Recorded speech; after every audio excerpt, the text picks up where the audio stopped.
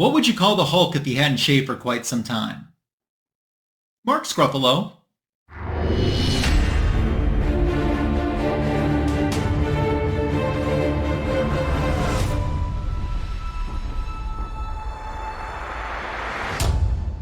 One of the things that I'm sharing in this Comic Book Editions Volume 135 video today is a key comic book that I really wasn't even looking to add into my collection, but the opportunity presented itself, I took advantage of it, and today I have to share with you, and I'm looking forward to it. Thanks for stopping by today. Before I begin showing you some recent back issues into my collection, I want to tell you how excited I was and how thankful and appreciative I am to you. I had two back-to-back back issue of the week shorts. Each get 1K views. 2 weeks ago, I did one surrounding Ant-Man and the Wasp, and it got 1K views. And then last week's one on DC Comics Secret Society of Supervillains special also got 1K plus views. So back-to-back 1K views. I've had 1K views before, but I don't think I've ever had them back-to-back. I love doing the back issue of the week. It's one of my favorite things that I do on my channel. And if you've never had the chance to check it out, I hope that you'll do so. It's really, I just kind of take a comic book out of my collection and spend 60 seconds talking about it, kind of what happens in it, if there's any historical note to it, the creators to it, the year it came out, and just present it to you. This month, I'm doing a special Women's History Month edition. I did this in the month of March last year on my back issue of the week shorts, where I spotlighted, let's see, Wonder Woman and Supergirl, Ms. Marvel, and Spider-Woman. So the back issue of the week that was released yesterday is on Lois Lane. Stop and think about it. I mean, Lois Lane is maybe, I guess it's because she's not a superhero, but she's pretty underrated. But she's been there since the beginning of DC Comics, and I thought that it's time that she got a little bit of appreciation.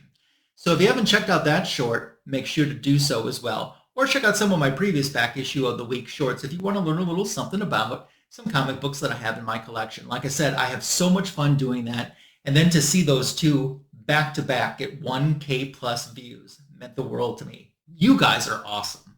Thank you. We're going to begin showing books today. The first one that I have for you is this Marvel Triple Action, and it's issue number 16. Marvel Triple Action was a reprint series. So this comic book came out in 1973, but it's reprinting Avengers issue number 22. Which was originally published in 1965. Pretty much the cover looks the same. Some of these Marvel Triple Actions, they redraw or redo the covers. And some of them they keep fairly or pretty similar to the original. And this is one of the cases. The only thing that's kind of different from this cover versus the original, on the original there was a section down here with some floating heads in it. That's not on this version of it. I have a few of these Marvel Triple Action reprints, just a small handful, maybe 3 or 4. One of the ones that I have actually has a double cover on it too, and I completely bought it just for the reason that it had a double cover. I have a few double covers in my collection, and I knew that one had a double cover going into it. This was a $1 purchase, and it's in pretty awesome shape, I'll say, especially considering it came out of a $1 bin. I just thought, you know, I've wasted $1 on worse things. When I had the chance to buy it, I'm like, why not? As copy 801 says, why not? So I did. And I'm happy to have this in here too. Now, my friend Comics for Thomas is just killing it with the pre-100 issues of Avengers into his personal collection. I wish I was slaying it as much as he is accomplishing that. So good job, Thomas. But for now, I'll just be satisfied enjoying my reprint copy of Avengers 22 in the form of this Marvel Triple Action cover. I've talked a lot on my channel how I'm working on my Daredevil run, the issues that guest starred and then eventually co-headlined with Black Widow. This one is very low grade, and I need to upgrade it at some point. I absolutely have to upgrade it. I love these stories. You know, I started buying those the stories with Black Widow, and I thought I'll just buy one and see if I even like it. And I really liked it. Then I bought another one, and I really liked that. And I bought another one, and so on and so forth. This cover, though, is so iconic and classic to me. So until I get the chance to upgrade it, I was not going to have any FOMO, and I just decided to pick it up. I said, I'll upgrade it when I can, and then I'll send this copy off to someone else who would appreciate it or wouldn't mind having a lower grade copy for their collection. I still have a lot to go because it was issue 81 that she started appearing in Daredevil. And then I don't think she left Daredevil until around, it's either 125 or 126, but I think it was 125. So I've got maybe a fourth of those issues in scattered sequence number-wise already. So any ones that I can get to checkmark the list is always good. Like I said, I really just enjoy this era so much of Daredevil. And I can't believe I didn't start reading it until these last, I don't know, 4 or 5 years or so. So I've been missing out on some good stuff. By the way, if you're new to my YouTube channel and haven't subscribed yet, I hope you'll take this opportunity to do so. Clicking the notification bell informs you when new content is added to my channel. Sharing my channel or my video with someone that you think might enjoy it is a great way to show support. Now that I've kind of had that high of having back-to-back 1K views on my back issue of the week, I'd really like to see the channel start taking off. And, we're so close to 700. I actually passed 700, and then you know how YouTube likes to take subscribers away. So I'm trying to get back in there. I've been trying to get back into 700 for quite some time. So any help that you can help me achieve that goal certainly would be appreciated. And then, of course, the ultimate goal is to get to 1,000 subscribers on the channel. Okay, let's show you the book that I mentioned at the top of this video. I had absolutely no plans on buying this book, but it's in my collection now. I'll show it, then I'll talk a little more about it. Look at that. What do you think of that, Kachoon? The very first appearance of Captain Marvel-Mar-Vell. And it happened in Marvel Superheroes, issue number 12. I think this is, 1967? It's definitely a Silver Age book. I really enjoy Captain Marvel or Marvell. And they kind of changed the character up, even his appearance-wise. And gave him, I don't know if you call it maybe a soft reboot several years after, this first appearance. And it was a character that I've always loved, although I didn't have a lot of his comic books in my collection. I had the Death of Captain Marvel graphic novel in my collection since being a childhood collector. But what I had of him, I always seemed to enjoy. And I always thought, yeah, it'd be cool to have his first appearance someday. But I seriously wasn't chasing this book. As I've said many times, sometimes books come into your life when they feel like it, and you have to take advantage of the opportunity. And this certainly was a case of it. Now, I received an AOK from Tony, Old Wolf 65, and he sent me Captain Marvel #2. After buying this book, and then that AOK from Old Wolf, it's inspired me to pick up another book that I have, and that you're going to see in the future comic book editions video soon here on my channel, that kind of ties back into this. So we had the first appearance of Captain Marvel. I had this book as, I didn't even read this story for the first time in my life until just a couple years ago when they did like a $1 True Believers reprint version of it. And I picked it up and I read it. This is the only original story. And then there's reprints of some other books in there with characters, the Black Knight, the Destroyer, Captain America, the Human Torch, and the Submariner. Some of the reprint stories I wasn't the biggest fan of. Although I'll say the Black Knight story, probably out of all of them, is the one that, at least in this issue, that I enjoyed the most. It was a little harder for me to get through some of those. I don't know how well some of those stories actually aged. Considering they were old stories when they were reprinted in this book, in the Silver Age, and now reading it here in the modern age, they're definitely vintage stories. I'm psyched. So there actually is another book, and it's a DC Comics book that is a big key that I always thought would be cool to have, but I never honestly chased the book. And I'll be showing that in a future comic book editions video as well. But for now, my Captain Marvel collection has certainly taken a huge boost thanks to being able to add his first appearance into my collection. Stoked about this. Very, very stoked about this. So if you've been watching my channel, you've noticed for the last couple months, and it's still going to be continuing, I've been doing these spectacular Spider Haul videos because I got this huge Peter Parker Spectacular Spider-Man comic book lot that I bought. Well, in volume 2, I was showing some issues from the 20s, and then I had a couple issues that I skipped over because I didn't have them or I didn't buy them in that haul. Well, here's one of them that I have now. This is Peter Parker, the Spectacular Spider-Man, issue number 27. The reason that this commands a little bit more fair amount of money is it's Frank Miller's first work on Daredevil ever. So that's why this commands a little bit of a price tag. This is part of the Carrion storyline, which I loved. If you really heard me gush about that and brag on and on in my Spectacular Spider Haul video, volume 2, of how much I just enjoy that storyline. And Spider-Man is blind at this portion of the story, and he ends up teaming up with Daredevil. Daredevil doesn't tell him that he's blind either. It just was a fantastic story. I love the entire Carrion storyline overall.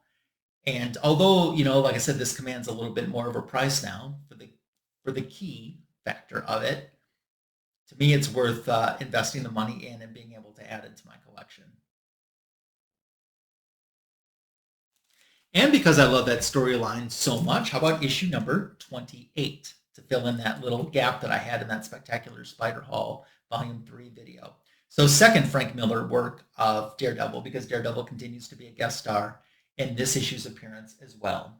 So like I said, you're going to see a lot more Spectacular Spider Haul videos in my collection coming up in the future. I can't even tell you how much I've been enjoying these Peter Parker Spectacular Spider-Man comic books. So glad that I invested the money, so glad that I've invested the time to read them, because it's turned out to be a winner for me. There'll be our next video, which will be, volume 4 will be coming out on my channel later this month. Try to do one about every month or so. As I said, it's an all Marvel haul. Let's show you some Silver Age X-Men. How about that? Yeah, anytime you can get a Silver Age X-Men into your collection, I think that's a pretty good thing. X-Men number 63. So this is the first appearance of Lorelei, or Lorelei, if you rather. It also features an appearance of Ka-zar, or if you'd rather, Ka-zar. I'm more a Ka-zar guy myself. That's how I say it. Neal Adams goodness here. I think that's a Roy Thomas story, if I'm remembering correctly, too. And of course, we have the X-Men's classic villain, Magneto, front and center in this issue. So, X-Men books, back issues have always gone for a premium price. They never go down. Any time that I can kind of get a good deal on one of those, I want to take advantage of it, which was the case with this. One of the ones that I do want to get is it issue 66 with the Hulk guest starring, and it was the last original story before they went into reprints on the title. That's one that would be a priority for me to get sometime in the future for my collection, because I think that looks good. I've never read it. I should read it digitally. I just haven't yet, but I think it looks good. We're going to jump almost 100 issues now in X-Men and get you to X-Men number 160. This book I confused so much with the cover for issue number 166. I don't have 166 yet in my collection. And there's, I think, 2 issues maybe that I'm short to have over 100 issue consecutive run in my X-Men. And 166 is one of them. And I think one of the reasons that I don't have 166 is because when I see it, I think it's the 160 cover, which I have already. And sometimes I see 160 and I think it's 166. To me, the covers are just so interchangeable. I don't know if you agree with that, but for me, that's definitely the vibes that I get. Of course, this was recently reviewed on the Omni X-Men show. I am a frequent, I frequent the chats, I should say, in Omni X-Men. That's the show that John's Comics with Kids and Justin, No Good Comics, do, and they alternate between each other's channels, where they take an issue out of the X-Men Omnibus, and they review it, and it's so good, and I love that. I love that that's part of my routine watching that show. I've gotten so much enjoyment from that show. Another book that I never read until they featured it on the Omni X-Men was this X-Men Annual, issue number 4. Sometimes when I'm working on a run of comic books, I forget to get the annuals, or I get so focused just on the main issues that I'm like, yeah, you got to remember to pick up the annuals as well. So this is one I didn't have until now. It isn't my favorite story. Interestingly enough, this story comes after, it takes place between X-Men 138, where Cyclops leaves the group after the death of Jean Grey / Phoenix, and 139, where Kitty Pryde officially joins the group. So this annual takes place during that portion. Doctor Strange guest starring. I think the cover's fantastic, but just during the story just didn't grab me so much. I mean, not all of them can be winners, and they just came off of a storyline that I just loved so immensely. So, and then, they did a couple issues with Kitty joining the team with WendiGo, and then, the Days of Future Past, which is another classic too. So I guess it's all right that not every consecutive one was just this massive hit with me. It's an okay story. I'm just more glad to have it in my collection, I guess, than to be excited to go back and reread it.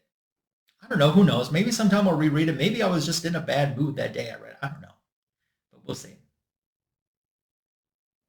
And one more book I want to show you in today's video is this annual. It's X-Men Annual number 6.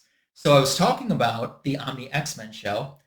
Tonight, this is being reviewed as the featured comic book from Omni X-Men, from the X-Men Omnibus. And it should be on No Good Comics channel at 8 o'clock Eastern, 7 o'clock Central tonight. So hopefully you'll see me in the chat there. Their special guest is Joel the Geek. And to my knowledge, that's Joel's first time being on Omni X-Men. And I think this is going to be awesome. Joel is such a good friend, just a great supporter of this community. I don't think he gets the attention that he deserves. What an awesome guy Joel is, and I can't wait to see his take on X-Men. I guess I never knew he was as big of an X-Men fan, even though I've seen him in the chats pretty frequently. Sometimes I think the annuals like to focus on Storm, and this definitely is a Storm-centric story. I really enjoyed it. I had never read it until, just recently, to be ready for tonight's Omni X-Men show, to be able to comment and chat along with it. This story is a little bit of a follow-up to Dracula's appearance in X-Men 159. So the story kind of is the follow-up to it. Just a great story as well. It's also the story where Kitty Pryde finds out that her parents are divorcing. Some good stuff going on, and you can get the full rundown during Omni X-Men tonight on Justin No Good Comics YouTube channel. So make sure to tune in and support those guys. Support Joel the Geek and all my other friends who I mentioned in this Comic Book Editions video today. What cover was your favorite? I would love to know. So leave me a comment below, as your comments are welcomed, encouraged, and appreciated. Don't forget to check out that back issue of the week short this week. As I said, it's the first one that I'm doing all month long to salute Women's History Month, and it's on Lois Lane. We'll have a Marvel lady in the spotlight next week. So check that out on my channel as well. Of course, there's coming up this weekend, this Sunday, is Fanboys Live and the Retro Review on my channel too. Until we get the chance to visit again, and until next week's Comic Book Editions video, I hope you have a healthy, successful, and fantastic week. And thank you again for spending time on my channel and making it all the way to the end of this video. Take care.